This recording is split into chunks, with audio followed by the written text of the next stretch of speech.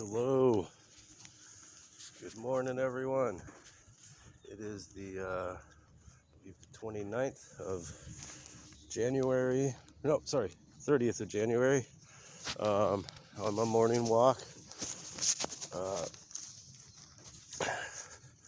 just left my house and I figured this walk will give people a little explanation.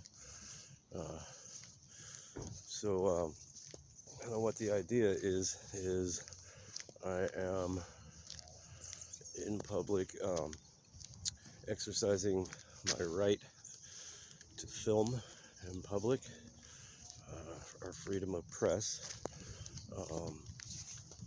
and it seems to me that there's a miscommunication in the world, in this country, about what's allowed when it comes to freedom of press. And so this is a little bit of education on what our freedoms are.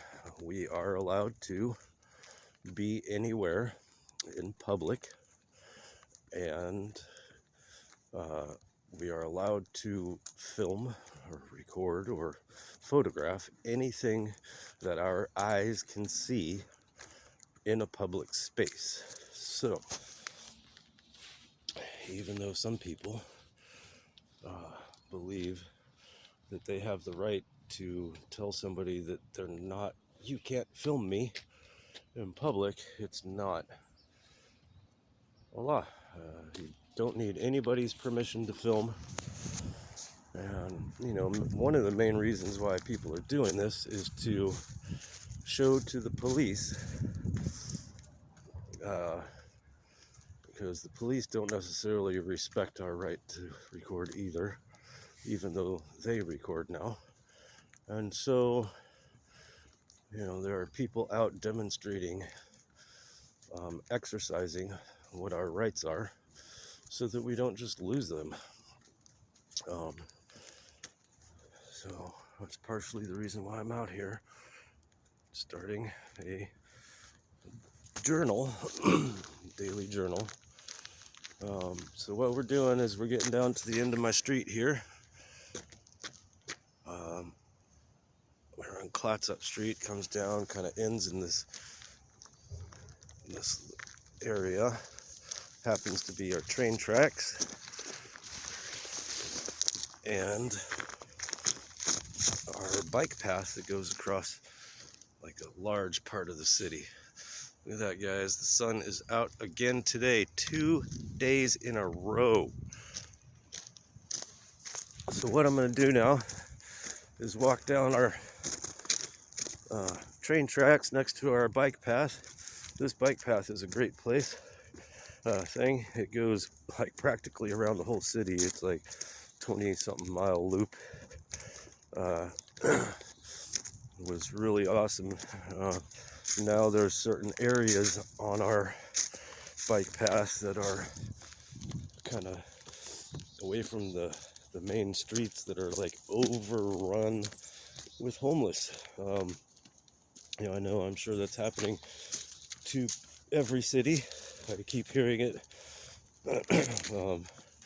People here go, "Oh, the homeless are so bad. It's the worst." And then you hear like somebody down in California, "Oh, the homeless here are so bad. It's the worst." And then you hear somebody in some other city, "It's so bad. Seattle, and everywhere, it's bad." There's really got to be a way, a humane way to help people in that situation. And I understand that there are definitely people that you're unable to help for whatever reason, mentally, whatever they have issues with, they can't actually function in a normal society. I understand that, and that there's people that it's just going to be that way. And obviously, smart people have to think of ways to help those people.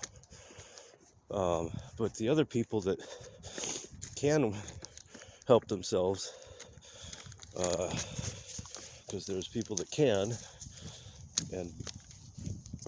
but there's also people that can and won't help themselves. So Um, unfortunately, some people just want to live that life, and that's their right. What I don't like is the abuse that happens to homeless people, because it could have been any one of us. Like, something could have gone wrong, and all of a sudden, now you're out of a home. Especially after this COVID. Hey, Birdie. After COVID hit, it really put a lot of people in jeopardy and ruined a lot of people's lives. So, you know, the one thing I was thinking is, so it's been proven that if you're allowed to be in public lawfully, so if you're in public and you don't break a law, nobody has the right to ask you to leave public. So, you know, homeless people are on the side of the road. They're not breaking a law. So technically the police can't ask them to leave. I mean, really, that's kind of the way it's supposed to be. Now, they do it anyways. But if you think about the technicality when it comes to like the sheriff's station, you're allowed to go into the sheriff's station. It is open to the public. And if you're in there and you don't commit a crime, they technically have no right to ask you to leave. So I suggest that the next time a homeless camp gets interrupted and taken away by the police, all the people in that homeless camp should walk right up to the police station, walk right in, and plant themselves. And at that point, they are in a public place, have committed no laws, and do not have to identify themselves, nor can they be trespassed or asked to leave. So I think by law, you could technically go and just overrun the sheriff's station with homeless people living in the lobby. And you know what? I guarantee if that happens, people will start trying to figure something out fast to help the situation. I mean, I think things might change real quick. Okay, so I'm going to start doing a little bit of narratives. This is a great little place. There's a construction going on over here. It's really beautiful. I got this new, this new cool building. Really tall. Really awesome. So this is exactly the situation where somebody gets their rights taken away. I'm walking along, I'm talking, I'm videoing this cool construction that's going on. You got close there. That's a hard one. Awesome. Better get on the side of the road so I know I'm doing legal stuff, not impeding traffic. He's got to get this up in there. That's awkward. All right, so we're getting to Tacoma. This is our Tacoma Bridge right down here. It's a new bridge in the past like about 7 years. They have apartments down there. We have the Riverside Corral. It's our local strip club, Selwood Strip Club, which is really strange. I'm gonna walk up the main strip, up towards our house. Up towards my store. yeah, you know, I would, things like that situation right there where the guy with the construction, if I would have stood and hung out there for, 5-10 minutes, eventually he would have been like, "What are you doing? You can't film me." That seems to happen a lot. So this is kind of what I'm practicing doing. That would have been one situation right there where I know I probably could have audited, but I'm just kind of trying to get used to it for now. So as you can see, this is like the main strip and how busy it's going to be. Sometimes there's just lines of cars packed because they don't really have this road like adequate. All the lights are timed bad, and it's usually just a cluster flock. But yeah, so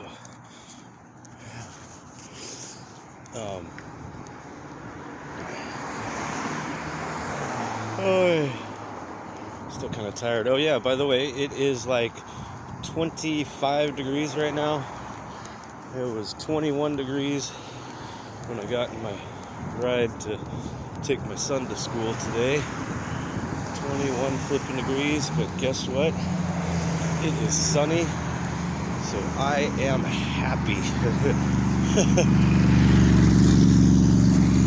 Days are getting a little bit longer. I know here in a couple weeks, I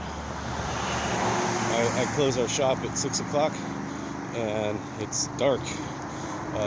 Last night was the first night coming home I saw twilight, so it's just starting to be darker later, and soon I'll be able to make a second walk home every day. That'll be cool because I'll get to double my input into the system. I mean, obviously my goal would be to someday have enough followers and enough views and such to be monetized. That's probably going to be a long, or I don't know, could be a short road depending on what happens to get there. I think sometimes maybe all it takes is one incident to get you where you want to go.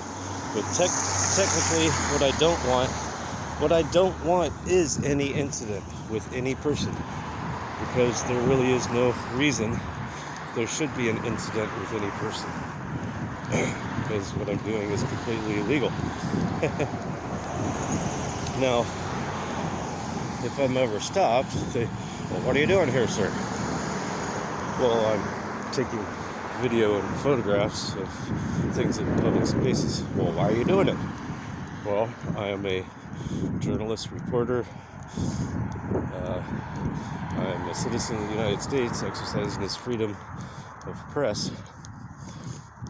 And I say, "Well, you can't film in public." Well, sir, that's wrong. Well, you can't film me without my permission. There's no expectation of privacy in public. So that's where the confusion a lot of times is. Then what happens is the people get upset that they didn't give you permission to film, so they call the police, usually 911. So usually call 911 emergency for life or death situations. They call 911 for somebody with a camera or with a video, take a video. So the cops come. We have to come and we have to find out who's here because we got a call. And then the cops get there, and generally what happens is our cops are in such a bad trained space that they usually get there all guns a-blazing, testosterone ramped up or whatever. You can't do this here. Give me your ID, blah, blah, blah. So usually what happens is the police brains shut off when they go into their horrible training mode, and the part of their mind that tells them what rights we have must shut off, because they tend to just kind of make up what they want right then and there on the spot.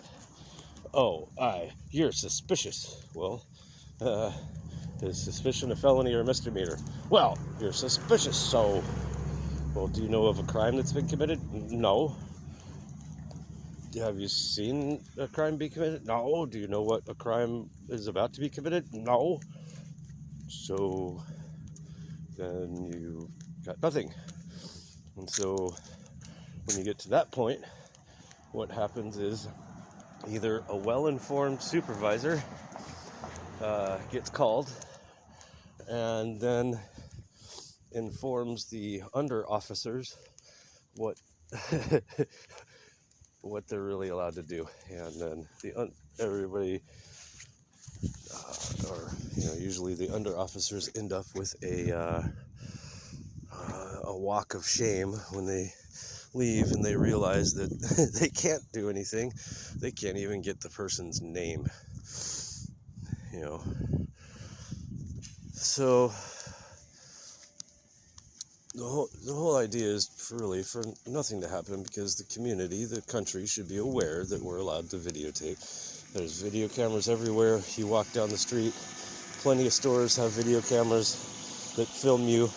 They never act in public, and they never asked your permission. The other thing I think is really funny is when somebody in public, a citizen, comes up and says, "You can't film me. You're not allowed to. I didn't give you permission." And then they take out their camera and film you back, or take a picture of you back. You're like, wait a minute. I thought you were telling me that I don't have permission, which means I'm not allowed to use a camera in public, but yet you're using a camera in public at me after telling me I can't. So I think that's pretty comical.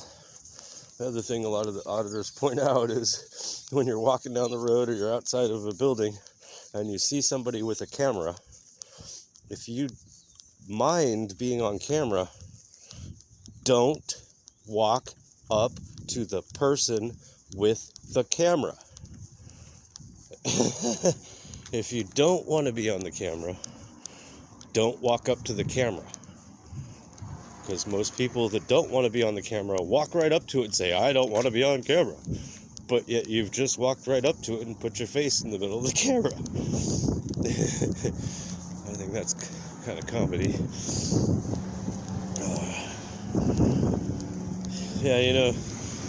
I usually do have some topics that I want to touch on my walks, but I think waking up in the morning and going out and doing this, I'm not exactly ready to put forth the topics that I had in my head the night before, because I'm still kind of groggy. So every day I'll talk a little bit more, and if anybody has any questions or wants to talk or comment, go for it. Obviously I have like one follower now, or maybe two, and this all isn't going to be super interesting until I start getting actual incidences with people and police. But I'm just trying to build my confidence here so that I'm comfortable with a camera, and when that happens I will be ready for it. But until then, I got what I got. Welcome to Elemental Arts. We are here. Have a great day. Peace out, you guys.